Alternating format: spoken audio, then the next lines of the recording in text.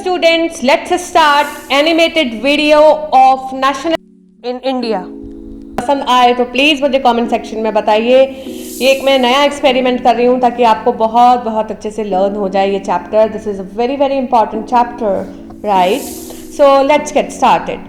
देखिए, इंट्रोडक्शन, जैसा कि हमने देखा था कि यूरोप में नेशनलिज्म यूरोप हमने पढ़ा था, तो वहाँ पे nationalism Europe was associated with the formation of nation states. ठीक है, लोगों ने अपनी आइडेंटिटी क्रिएट की, लोगों ने डेमोक्रेटिक रिजाइन के लिए स्ट्रगल किया, राइट?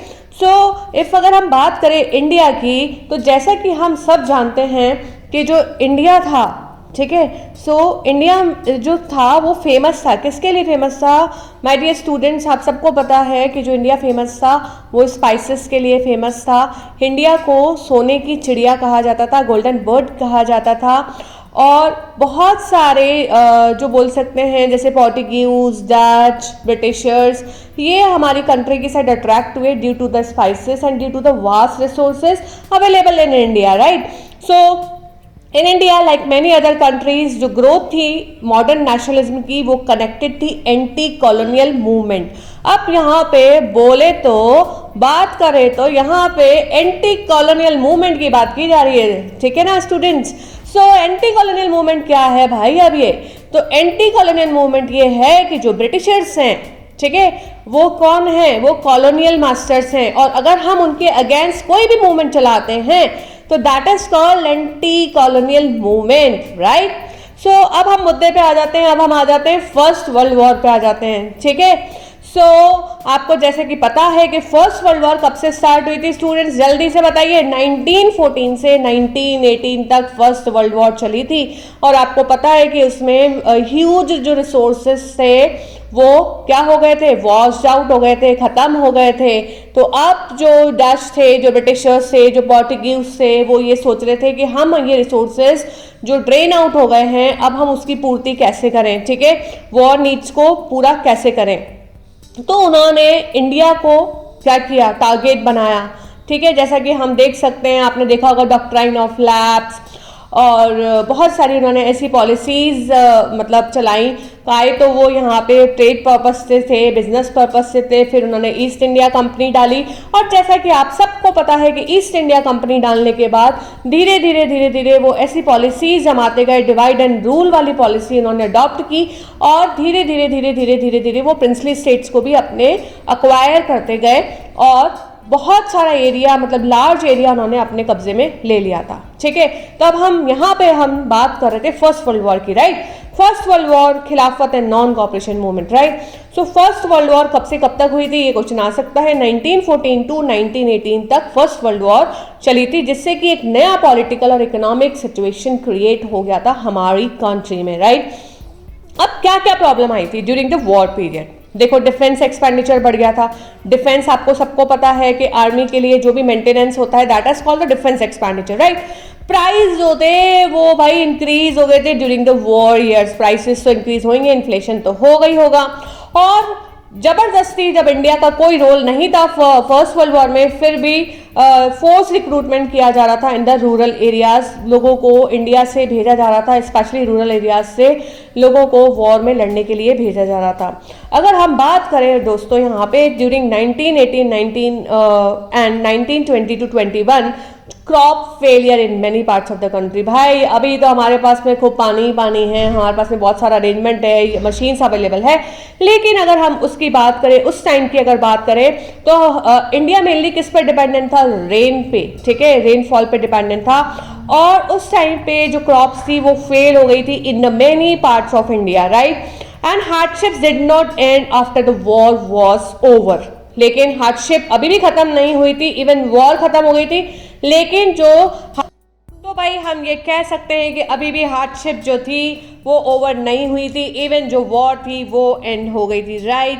अब हम नेक्स्ट टॉपिक पे आ जाते हैं भाई, सत्याग्रह। ये सत्याग्रह क्या भला है भाई, और इनका गांधी जी के साथ में क्या कनेक्शन है, राइट? अभी हम देखते हैं सत्याग्रह क्या है। Is a novel way of fighting the colonial rule in India, ठीक है? नॉवल वे मतलब कि विदाउट एनी वायलेंस, ठीक है, वायलेंस क्रिएट किए बिना, यानी कि it is a non aggressive peaceful mass agitation against operation and injustice. ठीक है, गांधी जी का ऐसा कहना था कि जब हमारा एम सत्य है, जो हमारा देश है इंडिया, और इन्होंने आके हमारे देश पे रूल कर रहे हैं ये लोग, तो ये लोग हमारी कंट्री से जाएंगे, हम जो हैं हम सत्य के लिए लड़ रहे हैं, तो हमें कोई भी वायलेंस क्रिएट करने की ज़रूरत नहीं है, राइट। सो यहाँ पे अगर हम बात करें तो सत्याग्रह जो था वो किसका कंसेप्ट था? गांधी जी का। और गांधी जी जो थे वो इंडिया में कहाँ से आए थे भाई? वो इंडिया में आए थे साउथ अफ्रीका से रिटर्न हुए थे वो इंडिया। कब हुए थे भैया जी? इन जनवरी 1915 में, राइट। अगर हम बात करें तो what is the meaning of Satyagraha? So Satyagraha meaning means insistence on truth. ठीक है, तो जब हमारा एम सत्य है तो हमें किसको इंसिस्ट करना है? हमें नॉन वायलेंस तरीके से क्या करना है? सत्य की तरफ, सत्य पे बने रहना है, राइट। सत्याग्रह क्या था? एक ये मॉरल फोर्स था, एक पैसिव रेजिस्टेंस नहीं था। ठीक है, और गांधी जी ने सत्याग्रह मूवमेंट्स कहाँ कहाँ पे चलाई, ये आपके एग्जाम में आ सकता है। तो दोस्तों उन्होंने चलाया चंपारण, ठीक है, बिहार में। कब चलाया? In 1916। Kheda district of Gujarat 1917 and amongst cotton mill workers in Ahmedabad 1918। क्योंकि आप सबको पता है कि जो ब्रिटिशर्स थे वो टैक्स पे टैक्स लगाए जा रहे थे। तो अभी इसमें गांधी जी क्या करते, जैसे ही वो साउथ अफ्रीका से आए वहाँ पे भी वो रेशियल डिस्क्रिमिनेशन फेस करके आए थे। ठीक है, वहाँ पे भी वो नेल्सन मंडेला जी के साथ में स्ट्रगल करके आए थे। ठीक है, फ्रीडम मूवमेंट में फाइट करके आए थे। वैसा ही उन्होंने इंडिया में आके देखा तो यहाँ पे भी कॉलोनियल रूल था और वो देख रहे थे कि हमारे साथ में कितना इनजस्टिस हो रहा है। वो देखते हुए गांधी जी ने सत्याग्रह मूवमेंट स्टार्ट किया और सबसे पहले इन्होंने किया चंपारण बिहार 1916 में, Kheda district of Gujarat 1917 and amongst the cotton mill workers in Ahmedabad 1918। ठीक है, तो अब ये मूवमेंट चलाने के बाद जो ब्रिटिशर्स थे क्या वो चुपचाप बैठते? नहीं भाई, वो चुपचाप कैसे बैठ सकते हैं? तो भाई उन्होंने क्या चला दिया? द रॉलेट एक्ट उन्होंने लागू कर दिया। और ये कब लागू किया? 1919 में लागू किया। और ये जो एक्ट था इसमें गवर्नमेंट के पास में इतनी पावर्स आ गई कि उन्होंने सारी जो पॉलिटिकल एक्टिविटीज जो गांधी जी ने चलाई थी उसको रिप्रेस करना चालू कर दिया and allowed detention of political prisoners without trial for 2 years। इसका मतलब आप समझते हैं कि ये इतना हार्श एक्ट था कि जो ब्रिटिशर्स थे वो बिना ट्रायल के किसी को भी अरेस्ट कर सकते थे और उनको 2 साल के लिए जेल में डाल सकते थे, और उन्होंने ऐसा ही किया। ठीक है, तो जैसा आप सोच रहे हैं ना कि वो बहुत इनोसेंट थे, तो वो इनोसेंट नहीं थे भाई। उन्होंने हमारा बहुत एक्सप्लॉइटेशन किया है। और भाई गांधी जी ने मूवमेंट नहीं चलाया होता तो शायद हम इंडिपेंडेंट भी नहीं हो पाते, राइट। तो रॉलेट एक्ट जो था वो बहुत हार्श एक्ट था। It's a very cruel act जो आप ये एग्जाम में आएगा। ये 3 मार्क्स में, 3 मार्क्स में आपको लिखना है। अब हम आ जाते हैं जलियांवाला बाग मैसेक्रे। ठीक है, सो जलियांवाला बाग जो मैसेक्रे था ये क्या था? अब क्या हुआ कि लोग बाग बहुत गुस्से में आ गए थे क्योंकि रॉलेट एक्ट लागू कर दिया था। ठीक है, सो 13 अप्रैल 1919 को एक बहुत बड़ा क्राउड, यानी कि बहुत भीड़ जो थी वो इकट्ठी हुई जलियांवाला बाग में। जलियांवाला बाग क्या वाला है भाई? ये अमृतसर में एक जगह का नाम है, that is called Jallianwala Bagh. ठीक है, सो 13 अप्रैल को वहाँ पे क्राउड इकट्ठा हुआ, ठीक है, नेगोशिएट करने के लिए, बातचीत करने के लिए against such a harsh act. लेकिन जो ग्राउंड था, ठीक है, जलियांवाला बाग का जो ग्राउंड था उसको एनक्लोज कर दिया गया। उसकी जो एंट्रेंस और एग्जिट पॉइंट्स थे वो बंद कर दिए गए।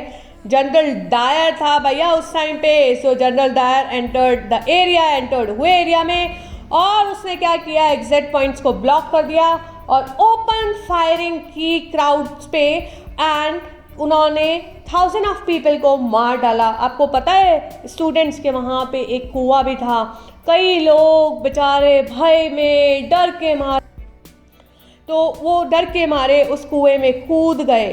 ठीक है, सो हम ये देख सकते हैं कि कितना कितना इन्होंने हमारे साथ में हमारा एक्सप्लॉइटेशन किया, कितनी डेथ्स हुई, कितने लोग बेघर हो गए।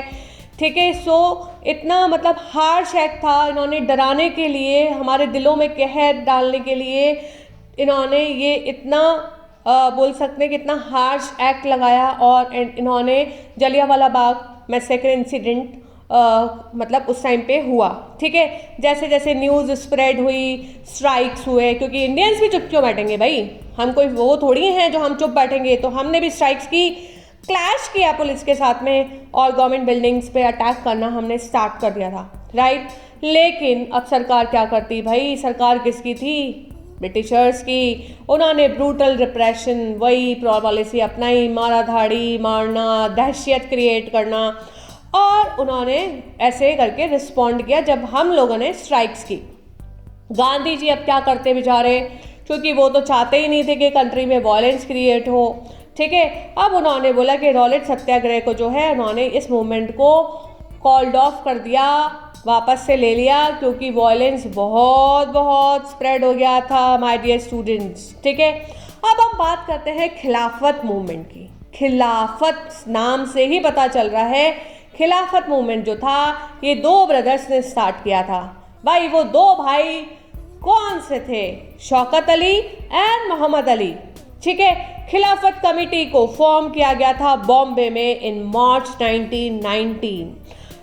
क्यों किया गया था, to defend the khalifa's temporal powers, ठीक है। खलीफा क्या होता है, हेड होता है मुस्लिम्स का, और जो ऑटोमन एम्पायर टर्की था, ठीक है, वहाँ पे खिलाफत कमेटी मतलब जो बोल सकते खलीफा था, उनको हेड जो था वो घोषित नहीं किया जा रहा था, उनको वो उपाधि नहीं दी जा रही थी। खिलाफत कमेटी फॉर्म हुई बॉम्बे में मार्च 1919 में, ताकि जो खलीफा की जो टेम्पोरल पावर से जो हेड होता है खलीफा, है ना, ऑटोमन एम्पायर टर्की क्योंकि मुस्लिम एम्पायर है, वहाँ पे उनको वो डेजिग्नेशन नहीं दी जा रही थी। इसके लिए इन्होंने कमेटी फॉर्म की, और Gandhi ji convince the Congress to join hands with Khilafat movement. अब भाई गांधी जी ने दिमाग लगाया कि भाई यहाँ पे अगर हम मुस्लिम्स को भी साथ में ले लें तो हम यूनाइटेड हो सकते हैं, और फ्रीडम स्ट्रगल हम बहुत अच्छे से आगे बढ़ा सकते हैं अगर हम एक हो जाएं। For just gaining the unity, तो गांधी जी ने कांग्रेस को कन्विंस किया कि खिलाफत मूवमेंट के साथ में हम हाथ मिला लें and start a non cooperation campaign, और इसी के साथ में हम नॉन कॉपरेशन जो कैंपेन है स्वराज के लिए, यानी कि फ्रीडम के लिए, हम वो स्टार्ट कर देते हैं, राइट। अब क्या था, at the Congress session at Nagpur in December 1920 non cooperation programme was adopted. जो कांग्रेस सेशन हुआ नागपुर में दिसंबर 1920 में, वहाँ पे my dear students non cooperation programmes जो थे, वो प्रोग्राम जो था वो अडॉप्ट किया गया। अब नॉन कॉपरेशन मूवमेंट क्या भला है भाई, नॉन कॉपरेशन से ही पता चल रहा है कि जो इंडियंस हैं उनको कॉपरेट नहीं करना है। किसके साथ कॉपरेट नहीं करना है भाई, ब्रिटिशर्स के साथ में कॉपरेशन नहीं दिखाना है my dear students. Different strengths within the movement, अब ये नॉन कॉपरेशन मूवमेंट तो स्टार्ट हो गया। Non cooperation Khilafat movement began in, कब स्टार्ट हुआ था भाई, जनवरी 1921 में, ठीक है। Differing strengths within the movement, जो अलग अलग जो स्ट्रेंथ्स थे विद इन द मूवमेंट, उसके बारे में हम पढ़ने वाले हैं। यहाँ पे अगर बात करें तो the movement in the towns, ये कब स्टार्ट हुआ था भाई, it started with middle class participation in cities. ये स्टार्ट हुआ था जब मूवमेंट इन द टाउन्स, ये स्टार्ट किसके साथ में हुआ था, मिडिल क्लास जो थी उन्होंने पार्टिसिपेट किया था सिटीज में, राइट। अब यहाँ पे कौन कौन भाई लोग यहाँ पे इस स्ट्रगल में, इस मूवमेंट में जिन्होंने पार्टिसिपेट किया है, वो कौन कौन थे भाई, स्टूडेंट्स थे, टीचर्स थे, लॉयर्स थे, उन्होंने अपनी स्टडीज़ को गिव अप कर दिया, जॉब्स को छोड़ दिया, लीगल प्रैक्टिसेस को छोड़ के, और उन्होंने मूवमेंट को ज्वाइन किया। तो यहाँ पे हम मिडिल क्लास की बात कर रहे हैं, जैसा कि स्टूडेंट्स आपने यूरोप वाले में भी पढ़ा था कि मिडिल क्लास जो थी वो आगे आई थी। अब जो काउंसिल इलेक्शन से उनको बॉयकॉट किया गया है, जैसा कि आपको नाम से ही पता चल रहा है कि जो मूवमेंट है that is non cooperation movement. Council election होंगे तो वो किसके होंगे, ब्रिटिशर्स, ठीक है, ब्रिटिशर्स ही करवाएंगे, सरकार तो उन्हीं की है, तो उसको बॉयकॉट किया गया। फॉरेन गुड्स को बॉयकॉट किया गया, और लिकर शॉप्स को पिकेटेड किया गया, लिकर शॉप्स को भी बंद करवाया गया, ठीक है। अगर हम बात करें, अब ये तो था मूवमेंट इन द टाउन्स, ठीक है। अब अगर हम बात करें कंट्री साइड की, तो सेकेंड जो मूवमेंट स्टार्ट हुआ वो हुआ movement in the country side. जो पीजेंट्स और जो ट्राइबल्स थे, ठीक है, उन्होंने took over the struggle which turn violent gradually, ठीक है। अब क्या हुआ था भाई, अगर हम बात करें अवध की, तो पीजेंट मूवमेंट जो स्टार्ट हुआ था अवध में, तो पीजेंट्स जो थे उनको कौन लीड कर रहा था, बाबा रामचंद्र, भाई ये बाबा जी जो थे, ये बाबा रामचंद्र जी थे जो अवध के, वो पीजेंट्स को लीड कर रहे थे against the landlords and taluqdars. अब भाई 1920 में जो ओध किसान सभा है वो सेटअप की गई और उसके हेड कौन थे? Jawaharlal Nehru and Baba Ramchandra and कुछ दूसरे लोग भी इसमें शामिल थे। तो ये तो हम बात कर रहे हैं students peasant movement in Awadh. अब हम बात करें Swaraj. What is the meaning of Swaraj? Swaraj का मतलब है भाई आज़ादी। Swaraj in the plantation. So students for the plantation workers Swaraj का मतलब क्या था? अब क्योंकि इंडिया ने एकदम हल्ला बोल किया, हर मूवमेंट को वैसे ही चलाया, ठीक है ना, प्लान में नहीं था, हमने पहले से प्लानिंग नहीं की थी, तो हर किसी के लिए स्वराज का मतलब अलग अलग था, ठीक है। सो अगर हम बात करें प्लांटेशन वर्कर्स के लिए स्वराज यानी कि फ्रीडम का मतलब था कि वो फ्रीली घूम सकते हैं, ठीक है। सेकेंड पॉइंट देखिए, they protested against the inland emigration act 1859 which prevented them from leaving the plantation without permission, ठीक है। अब उन्होंने प्रोटेस्ट किया क्योंकि इनलैंड एमिग्रेशन एक्ट लगा रखा था 1859 में, सो जिससे कि वो अपना प्लांटेशन विदाउट परमिशन छोड़ के नहीं जा सकते हैं। अब उनके लिए स्वराज का मतलब क्या था?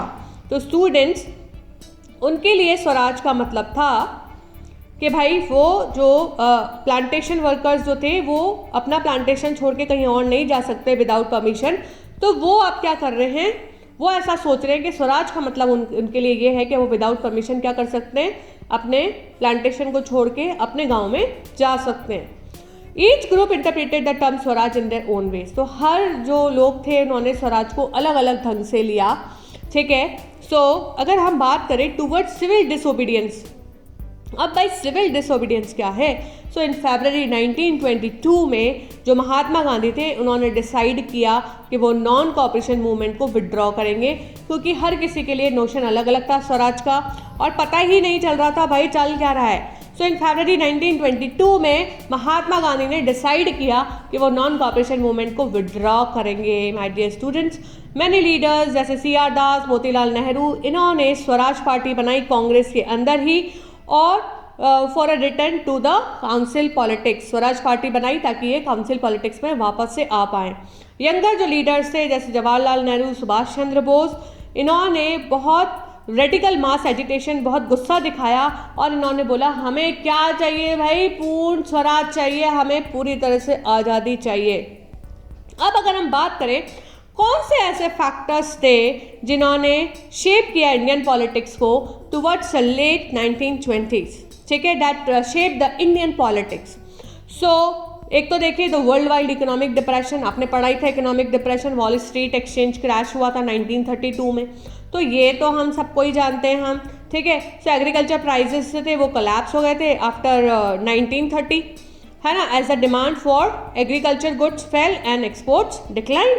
तो ये आपको अच्छे से पता है कि एग्रीकल्चर प्राइसेस से जो कोलैप्स हो गए थे क्योंकि जो डिमांड थी एग्रीकल्चर गुड्स की वो खत्म हो गई थी, मतलब कम हो गई थी, डाउन हो गई थी, और जो एक्सपोर्ट्स थे वो भी डिक्लाइन हो गए थे। अब भाई यहाँ पे नया टॉपिक आ गया साइमन कमीशन। अब ये साइमन कमीशन क्या भला है भाई? ठीक है, सो साइमन कमीशन जो था it was constituted by the Tory government of Britain to look into the demands of nationalist, ठीक है। सो ये किसने कॉन्स्टिट्यूट किया था? टॉरी गवर्नमेंट जो थी ब्रिटेन की, उन्होंने बोला कि भाई आप नेशनलिस्ट की जो भी डिमांड्स हैं उसके लिए आप साइमन कमीशन हम बैठाते हैं, कमिटी बनाते हैं, राइट। सो उन्होंने सजेस्ट किया कि कॉन्स्टिट्यूशनल जो स्ट्रक्चर है उसमें कुछ चेंजेस जो करने according to the demands of the nationalist, इसलिए एक कमिटी बनाई गई, ठीक है, इंडिया के स्ट्रक्चर को डिसाइड करने के लिए, ठीक है, कॉन्स्टिट्यूशनल स्ट्रक्चर को। अब जो कमीशन था वो कब अराइव हुआ था भैया, कब प्रस्थान हुए थे वो इंडिया में? 1928 में। एंड जो कांग्रेस था, कांग्रेस जो थी, उन्होंने प्रोटेस्ट किया अगेंस्ट दिस कमीशन। के क्यों किया भाई? क्योंकि इन दिसंबर 1929 अंडर द अब ये साइमन कमीशन को क्यों किया? क्योंकि जितने भी मेंबर्स थे साइमन कमीशन में उसमें एक भी इंडियन नहीं था, उस कमेटी में एक भी इंडियन मेंबर्स नहीं था। तो इंडियंस ने, नेशनलिस्ट ने साइमन कमीशन को कैसे ग्रीट किया? Simon go back, Simon go back, ठीक है, इस तरह से ग्रीट किया। अब हम आ जाते हैं सॉल्ट मार्च और सिविल डिसओबीडियंस मूवमेंट। और ये भी मैं आपको बता दूं कि दिसंबर 1929 में under the presidency of Jawaharlal Nehru जो लाहौर सेशन हुआ कांग्रेस का, उसमें उन्होंने पूर्ण स्वराज की डिमांड रख दी थी। माय डियर स्टूडेंट्स, उन्होंने बोल दिया था कि हमको पूरी तरह से आज़ादी चाहिए, पूर्ण स्वराज। अब the salt march and the civil disobedience movement. तो अगर हम सॉल्ट मार्च की बात करें तो गांधी जी, आपको पता है कि ब्रिटिशर्स ने क्या किया था हमारे साथ। सॉल्ट पे भी भाई साहब लोगों ने टैक्स लगा रखे थे। भाई सोचिए कि वो तो असेंशियल मतलब हमारी लाइफ का एक असेंशियल पार्ट है, क्योंकि सॉल्ट जो है वो एक हमारी बेसिक नीड में आता है, और उसके ऊपर भी इन्होंने टैक्स लगा रखा था। और टैक्स तो लगा रखा था लेकिन मोनोपोली भी चला रखी थी। भाई कोई भी सॉल्ट इंडिया में नहीं बना सकता था।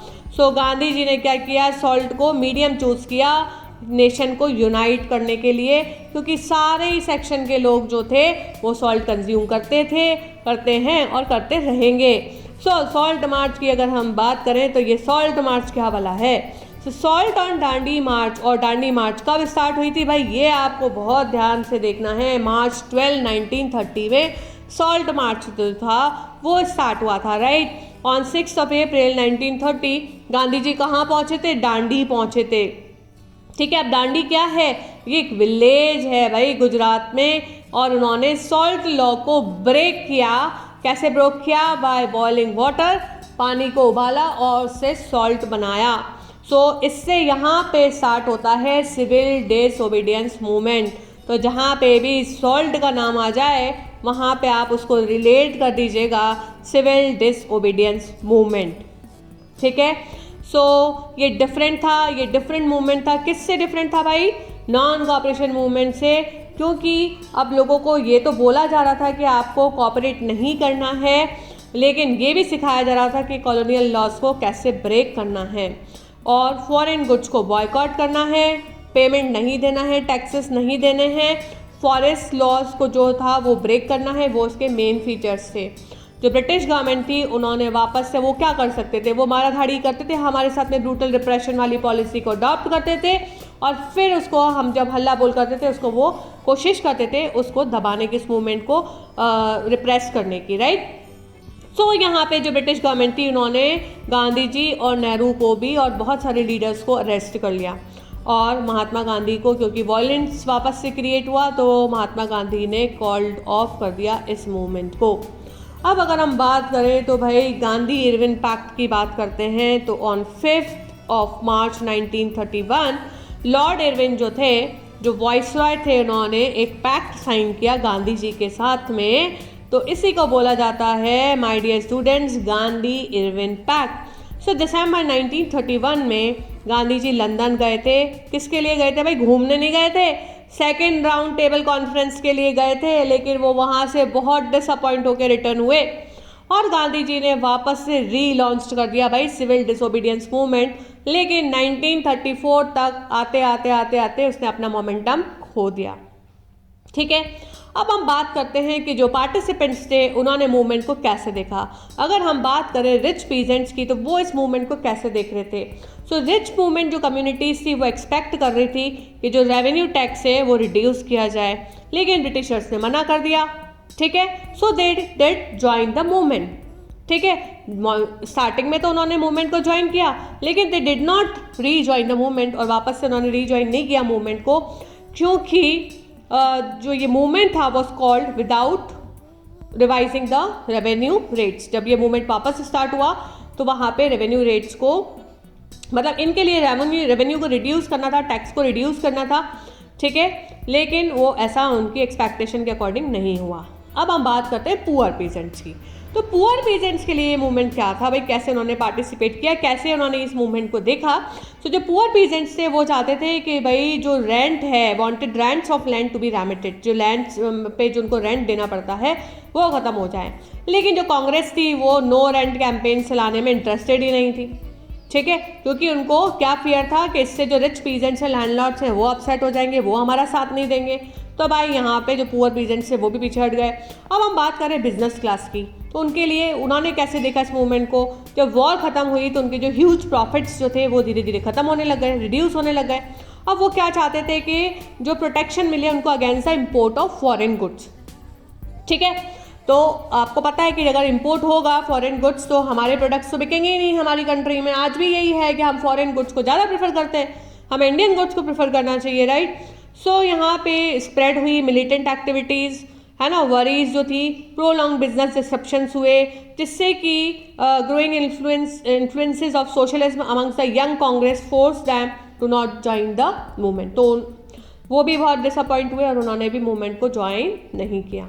अब हम बात करें वुमेन, तो वुमेन तो भाई बहुत सीधी सादी होती हैं, आप सबको अच्छे से पता है। तो वुमेन ने भाई प्रोटेस्ट मार्चेस में भी पार्टिसिपेट किया, उन्होंने सॉल्ट दांडी मार्च में भी किया, मैन्युफैक्चरिंग सॉल्ट में, मतलब जो गांधी जी ने सॉल्ट बनाया बाय बॉइलिंग वाटर, उसमें भी उन्होंने साथ दिया, और उन्होंने फॉरेन क्लोथ्स को पैकेटेड करने में, लिकर शॉप्स को वो करने में भी सहायता की। कांग्रेस जो थी वो चाहती थी कि वो वुमेन को अलाउ करे to hold any position of authority within the organisation, ठीक है। तो ये एक हमारे लिए प्लस पॉइंट था। लेकिन अब हम देखें तो लिमिटेशंस क्या थी सिविल डिसोबीडियंस मूवमेंट की। भाई ये स्टार्ट तो हो गया था, वापस कॉल्ड ऑफ भी हो गया, वापस से इसको बोल सकते हैं कि वापस से स्टार्ट भी कर दिया, रीस्टार्ट भी हो गया, लेकिन इसकी लिमिटेशंस क्या थी।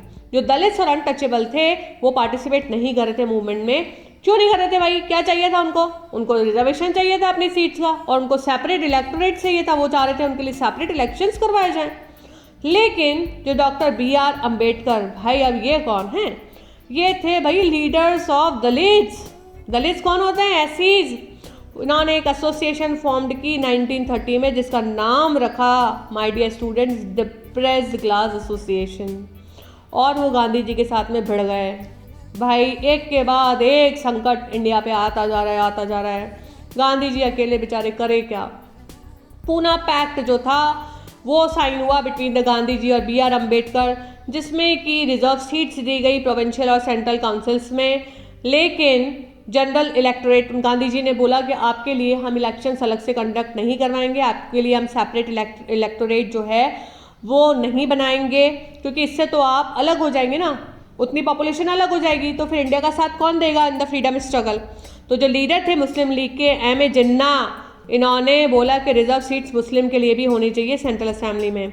और बहुत जो लार्ज सेक्शन थे मुस्लिम्स के, उन्होंने सिविल डिसोबीडियंस मूवमेंट में पार्टिसिपेट नहीं किया। तो यहाँ पे देखें तो सब लोग अपना भला सोच रहे हैं, कोई भी कंबाइनली इंडिया का भला नहीं सोच रहा है। भाई कितनी दिक्कत आई होगी, आप खुद सोच के देखिए कि कितना जो लीडर्स थे, जो हमारे लीडर्स थे, उन्होंने कितना मतलब स्ट्रगल किया है, ठीक है। अब हम देखें सेंस ऑफ कलेक्टिव बिलोंगिंग। तो सेंस ऑफ कलेक्टिव बिलोंगिंग का क्या मतलब है यहाँ पे, कि जो भी हमने एक्सपीरियंस लिए हैं वो किससे आए? यूनाइटेड स्ट्रगल से। History and fictions, folklore and songs, popular print and symbols, इससे नेशनलिज्म को आगे बढ़ाया गया। लोगों को, क्योंकि इलिटरेसी ज़्यादा थी, तो लोगों को पिक्चर दिखा के, भारत माता की फोकलोर सुना के, आज भी आपको पता है कि कितने देशभक्ति के गाने बने हुए हैं, जिससे आज भी हमारे को गूज बम्स आते हैं सुनने से, हमारे अंदर वो देशभक्ति की भावना जागृत हो जाती है। ऐसे ही उन लोगों को ये पॉपुलर प्रिंट्स के थ्रू, फिक्शन के थ्रू, फोकलोर के थ्रू, सॉन्ग्स के थ्रू उनके अंदर देशभक्ति की भावना को जागृत किया गया, ताकि हम सब मिलके उन ब्रिटिशर्स को रफू चक्कर करें, इंडिया से भगा डालें उनको यहाँ से। तो 1921 तक गांधी जी ने डिज़ाइन कर दिया था स्वराज फ्लैग, और ये ट्राई कलर फ्लैग था। बताइए आप कौन कौन से कलर थे इसके अंदर? रेड, ग्रीन एंड वाइट, और स्पिनिंग व्हील था इन द सेंटर, ठीक है। सो मैं यही बोलना चाहूँगी, भारत माता की जय, ठीक है। सो आपको पता ही है बहुत सारे मतलब सॉन्ग्स हैं, हर करम अपना करेंगे ए वतन तेरे लिए, दिल दिया है जान भी देंगे ए वतन तेरे लिए, ठीक है। सो यहाँ पे इमेज फॉर्म की गई भारत माता की, ठीक है। और इसी के साथ में मैं इस चैप्टर को ख़त्म कर रही हूँ। स्टूडेंट्स, अगर आपको चैप्टर पसंद आया हो तो प्लीज़ आप ये वीडियो को ज़्यादा से ज़्यादा शेयर कीजिए। अगर आप मेरे चैनल पर नए हैं तो चैनल को सब्सक्राइब कीजिए और बेल आइकन को हिट कीजिए, ताकि आपको ज़्यादा से ज़्यादा अपडेट्स मिल पाएँ मेरे वीडियोस के। और आपको अगर ये एक्सप्लेनेशन अच्छा लगा हो, थोड़ा डिफरेंट वे में मैंने बनाया है, तो प्लीज़ मुझे कमेंट सेक्शन में ज़रूर से ज़रूर बताइएगा। Thank you for watching.